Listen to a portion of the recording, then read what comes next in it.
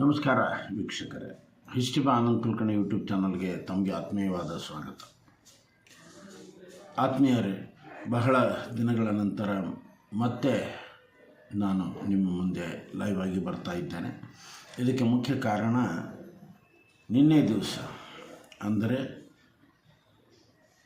ಈ 2026 ಫೆಬ್ರವರಿಯ 11ನೇ ತಾರೀಕು ಹಿಂದೂಸ್ತಾನದ ಇತಿಹಾಸದಲ್ಲಿ ಒಂದು ಮಹತ್ವದ ಮೈಲುಗಲ್ಲು ದಿನ ಅಂತ ನಾನು ಭಾವಿಸ್ತೇನೆ.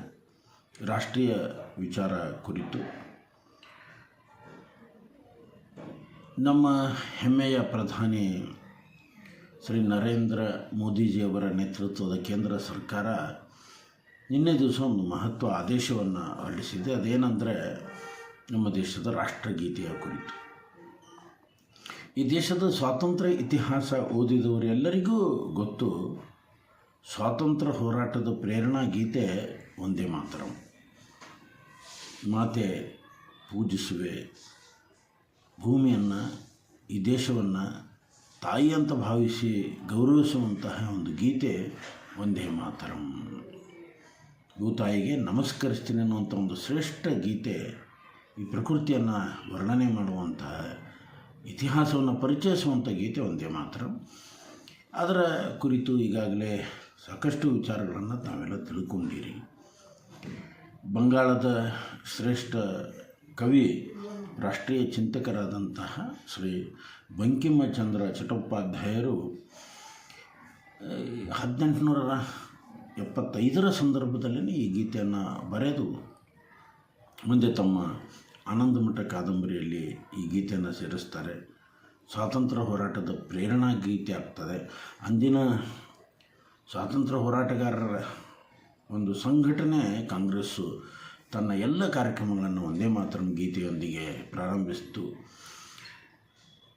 ಎಲ್ಲ ವ್ಯಕ್ತಿಗಳು ಹೇಗೆ ಸ್ವಾತಂತ್ರ್ಯ ಹೋರಾಟದಲ್ಲಿ ಭಾಗವಹಿಸಿದರೋ ಹಾಗೆ ಒಂದು ಶಕ್ತಿಯಾಗಿ ಸ್ವಾತಂತ್ರ್ಯ ಹೋರಾಟದಲ್ಲಿ ಪ್ರೇರಣಾ ಗೀತೆಯಾಗಿ ಭಾಗವಹಿಸಿದ್ದು ಒಂದೇ ಮಾತರಂ. ಇಂತಹ ಒಂದು ಗೀತೆ ಅನೇಕ ತೊಂದರೆಗಳನ್ನು, ವಿರೋಧಗಳನ್ನು ಎದುರಿಸ್ತಾ ಬಂದಿರುವಂಥದ್ದು. ಪ್ರಾರಂಭದಲ್ಲೇ ಬಂಗಾಳದ ಬರೀಸಾಲದಲ್ಲಿ ನಡೆದಂಥ ಕಾಂಗ್ರೆಸ್ ಅಧಿವೇಶನದಲ್ಲಿ ಈ ಗೀತೆ ಹಾಡಿದಾಗ ಜನರು ಒಂದಾಗ್ತಿದ್ದರು, ದೇಶಪ್ರೇಮ ಬರ್ತಿತ್ತು. ಒಕ್ಕಟ್ಟಾಗಿ ಬ್ರಿಟಿಷರನ್ನ ಎದುರಿಸ್ತಾರೆ ಅಂತ ಅನ್ನೋದು ಗೊತ್ತಾಗಿ ಬ್ರಿಟಿಷರು ಈ ಗೀತೆಯನ್ನು ಹಾಡಲಿಕ್ಕೆ ಅಂದಿನ ಅಲ್ಲಿನ ಜಿಲ್ಲಾಡಳಿತ ಅದನ್ನು ನಿಷೇಧಿಸ್ತದೆ. ಅವಾಗಿನಿಂದ ಇದರದ್ದು ನಿಷೇಧ, ವಿರೋಧ ಕೇಳಿ ಬಂತು ಅನ್ನುವಂಥದ್ದು. ಅಂದಿನ ಕಾಂಗ್ರೆಸ್ಸನ್ನು ನಾನು ಇವತ್ತಿಗೂ ಗೌರವಿಸ್ತೇನೆ. ಕಾರಣ ಅದು ತನ್ನ ಅಧಿವೇಶನದಲ್ಲಿ ಒಂದೇ ಮಾತರಂ ಗೀತೆ, ಪೂರ್ತಿ ಗೀತೆಯೊಂದಿಗೆ ಪ್ರಾರಂಭಿಸಿತು. ಆದರೆ ದುರ್ದೈವ ಅಂದರೆ ಕೆಲವು ಜನ ಈ ಒಂದೇ ಮಾತರಂನ ವಿರೋಧಿಸಿದ್ದರಿಂದ 97% ಜನ ಒಂದೇ ಮಾತರಂ ಗೀತೆಯನ್ನು ಬಯಸ್ತಿದ್ದರು.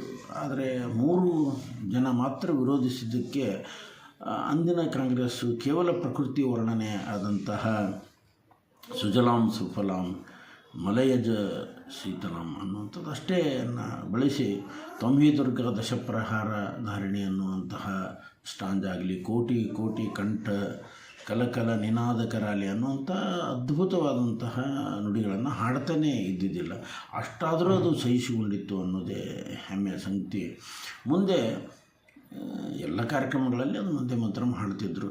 ನಿಜವಾಗಿ ಒಂದೇ ಮಾತರಂ ಗೌರವ ಸಿಗಬೇಕಾದದ್ದು 1947 ಆಗಸ್ಟ್ 15ರಂದು ನಾವು ಏನು ಸ್ವಾತಂತ್ರ್ಯ ಗಳಿಸಿದ್ದೀವಿ, ಬ್ರಿಟಿಷರನ್ನ ಈ ದೇಶದಿಂದ ಕಳಿಸ್ತೇವೋ ಅವತ್ತೇ ಈ ದೇಶದ ರಾಷ್ಟ್ರಗೀತೆ ಆಗಬೇಕಾಗಿತ್ತು. ಅದಕ್ಕೆ ಸಿಗಬೇಕಾದಂಥ ಗೌರವ ಸಿಗ್ತಿತ್ತು. ಆದರೆ ಅದನ್ನು ಕೆಲವು ಜನ ವಿರೋಧಿಸಿದರು ಅನ್ನೋ ಕಾರಣಕ್ಕಾಗಿ ಗಾಂಧೀಜಿ ಕೂಡ ಅದನ್ನು ಒಂದೇ ಮಾತರಂ ಗೀತೆಯನ್ನು ರಾಷ್ಟ್ರಗೀತೆಯನ್ನಾಗಿ ಮಾಡುವುದು ಬೇಡ, ಅದು ಎಲ್ಲ ಜನರ ಒಂದು ಆಯ್ಕೆ ಗೀತೆ ಅಲ್ಲ ಅಂತ ಹೇಳಿದರು ಅನ್ನುವುದನ್ನು ಕೇಳಿ ಬಹಳ ನೋವು ಅನ್ನಿಸ್ತು ನನಗೆ. ಅದರಲ್ಲಿ ಯಾವುದೇ ನಿಯಮದ ವಿರೋಧ ಇಲ್ಲ, ಯಾರ ಮನಸ್ಸಿಗೂ ನೋಯಿಸುವಂತಹದ್ದೇ ವಿಚಾರ ಇಲ್ಲ. ತುಂಬ ಅದ್ಭುತವಾದ ದೇಶಭಕ್ತಿ ಗೀತೆ ಮತ್ತು ಪ್ರಕೃತಿ ವರ್ಣನೆ ಅದ ಅಷ್ಟೇ ಆ ಗೀತೆ. ಅದಕ್ಕೊಂದು ವಿಶಿಷ್ಟವಾದಂತಹ ಗೀತೆಯನ್ನು ಹಾಡಿದಾಗ ಈ ದೇಶ ಪ್ರೇಮ ಕುರಿತು ತನ್ನಲ್ಲೇ ತಾನೇ ಬಂದುಬಿಡುವಂತಹ ಒಂದು ಸಾಮರ್ಥ್ಯ ಇರುವ ಗೀತೆ ಒಂದೇ ಮಾತ್ರ. ಇನ್ನು ಜನಗಣನ ಆಯ್ಕೆ ಮಾಡಿದ್ದಾರೆ. ಯಾವ ಸಂದರ್ಭದಲ್ಲಿ ಅದು ರಚನೆ ಆಗಿದ್ದು ಎಲ್ಲ ಈ ದೇಶದ ಜನರಿಗೆ ಗೊತ್ತು. ರವೀಂದ್ರನಾಥ ಟ್ಯಾಗೋರ್ ಅವರು ಬರೆದಂಥ ಜನಗಣ ಗೀತೆ ಅದು ನಮ್ಮ ದೇಶಕ್ಕಾಗಿ ಬರೆದಂಥ ಗೀತೆ ಅಲ್ಲ. ಅದು ಬ್ರಿಟಿಷ್ ಅಧಿಕಾರಿ ಜಾರ್ಜನ ಒಂದು ಸ್ವಾಗತ ಗೀತೆ ಆಗಿತ್ತು. ಅದನ್ನು 1911 ಸಂದರ್ಭದಲ್ಲಿ ಬರೀತಾರೆ. ಈ ರಾಷ್ಟ್ರಗೀತೆಯನ್ನಾಗಿ ಆಯ್ಕೆ ಮಾಡುವ ಹೊತ್ತಿನಾಗ ಬಂಕಿಂಚಂದ್ರ ಚಟರ್ಜಿ ಅವ್ರದ್ದಾಗಲಿ ರವೀಂದ್ರನಾಥ್ ಟ್ಯಾಗೋರ್ ಅವರ ಪಾತ್ರ ಇರಲಿಲ್ಲ. ಖಂಡಿತವಾಗಿಯೂ ರವೀಂದ್ರನಾಥ್ ಟ್ಯಾಗೋರ್ ಅವರೇ ಈ ಅದ್ಭುತ ಈ ವಂದೇ ಮಾತರಂ ಗೀತೆಗೆ ರಾಗ ಸಂಯೋಜನೆ ಮಾಡಿ ದೇಸಿ ರಾಗದಲ್ಲಿ ಹಾಡಿ ಜನಪ್ರಿಯಗೊಳಿಸಿದವರು. ಮತ್ತು ಬಂಕಿಮರು ರವೀಂದ್ರನಾಥರಿಗೆ ಗುರುವಿನ ಸ್ಥಾನದಲ್ಲಿ ಇದ್ದರು. ಹೀಗಾಗಿ ಅದನ್ನು ರಾಷ್ಟ್ರಗೀತೆಯನ್ನಾಗಿ ಮಾಡುವಲ್ಲಿ ಇವರ ಇಬ್ಬರೂ ಕವಿಗಳ ಪಾತ್ರ ಇಲ್ಲ. ಆದರೆ ಅಂದಿನ ರಾಷ್ಟ್ರೀಯ ನಾಯಕರು ಅದನ್ನು ವಂದೇ ಮಾತರಂ ಗೀತೆಯನ್ನು ನಮ್ಮ ಹಿಂದೂಸ್ತಾನದ ರಾಷ್ಟ್ರಗೀತೆಯನ್ನಾಗಿ ಮಾಡಲಿಲ್ಲ. ಬಟ್ ಅದರ ಬಗ್ಗೆ ಇರುವ ಒಲವು ಪ್ರೀತಿ ಜನ ತೋರಿಸ್ಕೊಂತ ಬಂದರು. ಅದು ರಾಷ್ಟ್ರ ಗಾಯನ ಅಂತಾಯಿತು. ಬಾಬಾ ರಾಜೇಂದ್ರ ಪ್ರಸಾದರನ್ನು ನೆನೆಸ್ಬೇಕು ನಾವು. ಅವರು ಇದನ್ನು ರಾಷ್ಟ್ರ ಗಾಯನನ್ನಾಗಿ ಮಾಡಿದರು. ಎರಡೂ ಗೀತೆ ಅಷ್ಟೇ ಸಮಾನವಾದ ಗೌರವ ಅಂತನ್ನುವಂಥದ್ದು. ಕೆಲವೊಬ್ಬರು ಅದರ ಬಗ್ಗೆ ಸರಿಯಾಗಿ ಅರ್ಥ ಮಾಡಿಕೊಳ್ಳಾರದೆ ಅದು ಈ ದೇಶವನ್ನು ದುರ್ಗೆಗೆ ಹೋಲಿಸಲಾಗಿದೆ, ಹಾಗೆ ಹೀಗೆ, ನಮ್ಮ ಧರ್ಮದಲ್ಲಿ ನಾವು ದುರ್ಗೆಗೆ ಸ್ಥಾನ ಇಲ್ಲ, ಬೇರೆ ದೇವರನ್ನು ನಾವು ಸ್ವೀಕರಿಸುವುದಿಲ್ಲ, ಹಾಗೆ ಹೀಗೆ ಹೇಳ್ತಾರೆ. ಇದನ್ನು ಧರ್ಮಾತೀತವಾಗಿ ಜಾತ್ಯತೀತವಾಗಿ ನೋಡಬೇಕಾದಂಥ ಒಂದು ರಾಷ್ಟ್ರ ಪ್ರೇಮದ ಗೀತೆ ಅದು.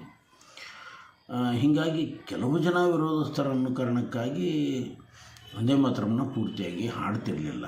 ಸ್ವಾತಂತ್ರ್ಯ ಬಂದು ಸುಮಾರು 80 ವರ್ಷ ಆಗಲಿಕ್ಕೆ ಬಂತು. ಇನ್ನೂ ಕೂಡ ಅಸಡ್ಡೆಗೆ ಒಳಗಾಗಿದ್ದ ಗೀತೆ ಇದು ವಂದೇ ಮಾತರಂ. ಆದರೆ ರಾಷ್ಟ್ರ ಪ್ರೇಮದ ಸಂಘಟನೆಗಳು ಇದನ್ನು ಜೀವಂತವಾಗಿ ಇಟ್ಕೊಂಡ್ಬಂದಿದ್ದು, ಹಾಡ್ತಿದ್ದು. ಈಗ ಮತ್ತೆ ವಂದೇ ಮಾತರಂ ಗೀತೆ ರಚನೆಗೆ 150 ವರ್ಷ ಆದ ಸಂದರ್ಭದಲ್ಲಿ ಬಹುತೇಕ ಜನ ಅದರ ಬಗ್ಗೆ ಮಹತ್ವ ತಿಳ್ಕೊಂಡು, ವಿಶೇಷವಾಗಿ ದೇಶದ ಹೆಮ್ಮೆಯ ಪ್ರಧಾನಿ ನರೇಂದ್ರ ಮೋದಿಜಿಯವರು ಸಂಸತ್ತಿನಲ್ಲಿ ಅದರ ಬಗ್ಗೆ ಮಹತ್ವವನ್ನು ಕುರಿತು ಮಾತನಾಡಿದರು. ಲಕ್ಷಾಂತರ ಜನ ಸೇರಿ ವಂದೇ ಮಾತರಂ ಗೀತೆಯನ್ನು ಹಾಡಿದರು. ಅನೇಕ ಸಂಘಟನೆಗಳಲ್ಲಿ ಇದು ವಂದೇ ಮಾತರಂ ಮತ್ತೆ ಧ್ವನಿಸ್ತು. ಹೀಗಾಗಿ ಅದನ್ನು ಬಗ್ಗೆ ಏನಾದರೂ ಒಂದು ಗೌರವ ಸೂಚಿಸೋಣ ಅನ್ನೋ ಕಾರಣಕ್ಕಾಗಿ ವಂದೇ ಮಾತರಂ ಗೀತೆಯನ್ನು ಪೂರ್ತಿಯಾಗಿ ಸರ್ಕಾರಿ ಕಾರ್ಯಕ್ರಮದಲ್ಲಿ ಹಾಡಬೇಕು, ಶಾಲಾ ಕಾಲೇಜುಗಳಲ್ಲಿ ಹಾಡಬೇಕು ಮತ್ತು ಪೂರ್ತಿಯಾಗಿ ಹಾಡಬೇಕು. ಅದನ್ನು ಹಾಡುವ ಹೊತ್ತಿನಾಗ ಎದ್ದು ನಿಂತು ಗೌರವ ಸೂಚಿಸಬೇಕನ್ನುವಂಥದ್ದೇನು ಆದೇಶ ಇದೆ. ಅತ್ಯಂತ ಪ್ರೀತಿಯಿಂದ, ಗೌರವದಿಂದ, ಪ್ರಾಂಜಲ ಮನಸ್ಸಿನಿಂದ ನಾನು ಆ ಆದೇಶವನ್ನು ಸ್ವಾಗತ ಮಾಡ್ತೇನೆ. ಇನ್ನಾದರೂ ಈ 140 ಕೋಟಿ ಜನ ಏನು ನಾವಿದ್ದೇವೆ, ಎಲ್ಲ ಹಿಂದೂಸ್ತಾನದ ಜನರು, ಹಿಂದೂಸ್ತಾನದಲ್ಲಿ ವಾಸಿಸುವವರು ಎಲ್ಲರೂ ಹಿಂದೂಗಳಂತ ಹೇಳುವಂತಹ ಬಹಳ ದೊಡ್ಡ ವಿಶಾಲವಾದಂತಹ ವಿಚಾರ ಹೊಂದಿರುವಂತಹ ದೇಶ ನಮ್ಮದು. ಹಿಮಾಲಯ ಸಮಾರಭ್ಯಂ ಯಾವದ್ ಹಿಂದೂ ಸರೋವರಂ ದೇವನಿರ್ಮಿತ ದೇಶಂ ಹಿಂದೂಸ್ತಾನಂ ಪ್ರತ್ಯಕ್ಷತಿ ಅಂತನ್ನುವಂಥದ್ದು ಬೃಹಸ್ಪತಿ ಶಾಸ್ತ್ರದಲ್ಲಿ ಬರುವಂಥದ್ದೊಂದು ವಾಕ್ಯವನ್ನು ಈ ಸಂದರ್ಭದಲ್ಲಿ ನೆನೆಸ್ತಾ, ಹಾಗೆಯೇ ಉತ್ತರಂ ಹಿಮಾಲಯ ಯದ್ ಭಾರತ ಸಂತತಿ ಸವೈ ಹಿಂದೂ ಅಂತ ಹೇಳ್ತದೆ ಆ ಶ್ಲೋಕ. ಎಲ್ಲರೂ ಹಿಂದೂಗಳು ಅನ್ನುವಂಥದ್ದೊಂದು ಭಾವನೆ ಇಟ್ಟುಕೊಂಡು ಈ ಗೀತೆಯನ್ನು ಎಲ್ಲರೂ ಗೌರವಿಸಿ ಹಾಡಬೇಕು.